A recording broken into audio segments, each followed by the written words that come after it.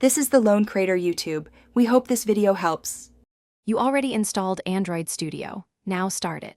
First, confirm your system meets OS and disk requirements and that Java components or bundled JDK are present.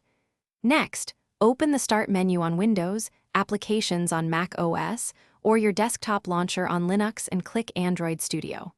Once done, respond to system permission prompts and let the initial process initialize. This first launch triggers the setup wizard and loads the IDE components you need to continue. You'll see the setup wizard right after launch. Follow it to get the Android SDK, platform tools, and an emulator image. Choose standard for a fast, recommended set, or custom to control SDK paths and components. Make sure the SDK path has sufficient free space. While downloads run, watch the progress and let the installer finish extracting files. Once the SDK and tools are installed, Android Studio indexes files and configures Gradle, so your projects can build without errors. Open an existing project or create a new one. Android Studio will run a Gradle sync. Wait until it completes before editing.